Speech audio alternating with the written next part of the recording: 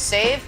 And Jameis Winston had himself a day. Saints-Packers for Jameis, a very efficient 148 yards passing, 5 touchdowns.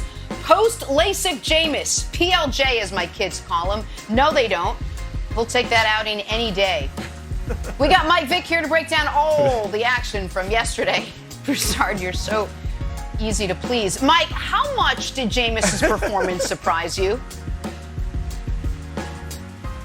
Honestly, Jenna, it didn't surprise me at all. I had a chance to talk to Jameis about 4 months ago, and we had an in-depth conversation about, just the game itself, what football really meant to him. And, Jameis just kept saying, we're going to surprise some people this year. We're going to surprise some people, and they're not going to see what's coming. And he spoke with so much confidence and enthusiasm. And Jameis is a guy who really loves the game. At the quarterback position, you got to have a passion for it. And he really does. And yesterday wasn't a surprise to me. When you gel with a offensive coordinator, when you gel with your quarterback coach, a guy like Sean Payton, and you get that information download, and it's starting to register, and you know that you with a coordinator who's going to present the game plan that's going to be for you. You can come out and you can play with the utmost confidence, and I think that's what Jameis talked about. I think that's what he illustrated. And I just couldn't take anything away from the conversation but the fact that he was going to go have success. And it was very evident yesterday. Obviously, you got to continue to do that. It's week 1, and it's just a stepping stone, a step in the right direction. But, we want to monitor this week 2, week 3, week 4. And Jameis knows how important it is to be consistent in the National Football League. So that's what I have my eye on. Is it going to be consistent? Well, and I want to give the Saints credit. Listen, I picked the Packers to go to the Super Bowl and the Saints to miss the playoffs. And they played each other week 1, and the Saints beat them in every single phase of the game. Jameis was a part of that, so they absolutely deserve credit.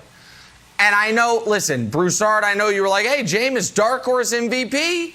And so you're feeling good this morning. But we also have to be honest that the 5 touchdowns are a little misleading. And when I say that, I mean there's a reason first player in NFL history with 5 touchdowns and fewer than 150 yards passing. Before his final pass of the game, he had 4 touchdowns and 95 yards passing.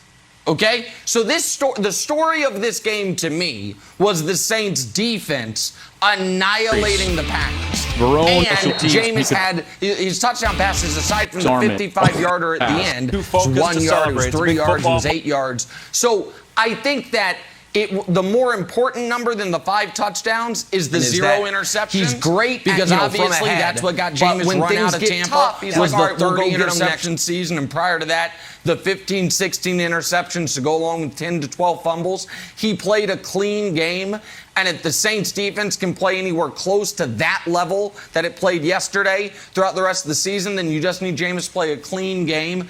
But 5 touchdowns, 147 yards. There's a reason we've never seen that before. It's an anomalous performance. So I give him credit, and if he keeps playing at a consistent level, the Saints will be better than I thought. But on the bar, it looks better than it actually was if you watched the actual game. Well, I agree somewhat with you, Nick. And I was surprised at how cautious they were early on with him. As you said, only 90-something yards for most of the game. But the pass to Deontay Harris was perfect, right? Couldn't have been thrown any better. And the thing is this. We knew Jameis could do that. That's what he gives them that Drew Brees hasn't for the last 5 years or so. So that was not a surprise. What was surprising, what we didn't know that Jameis could do, was be cautious, was be patient, was do the dink and dunk game, not make the mistakes, just manage the game and not go for home runs all the time. So that shows growth, learning under Drew Brees, learning from Sean Payton this year. This kid's only 27 years old, which for a quarterback that's not a runner, a guy that's in the pocket that hadn't taken all those hits that running quarterbacks have, that is young, especially in this day and age. Remember what Drew Brees was before Sean Payton got a hold of him.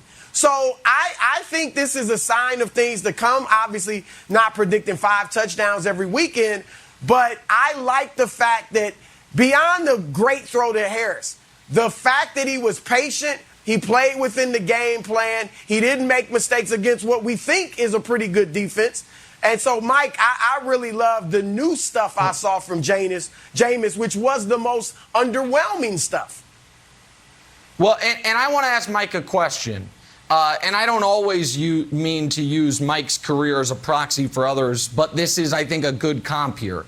And this isn't disrespectful to your coaches in Atlanta, but you had coaches in Atlanta that were one level of offensive coach, and then you got to Andy Reid. And I would imagine it's like, oh, my God. This is a totally different level of offensive coach that I haven't experienced before. Jameis had Bruce Arians, but he also had some less-than coaches in Tampa. And now he has Sean Payton, which whatever the criticisms of Sean Payton are, everyone knows the guy knows how to draw up an offense.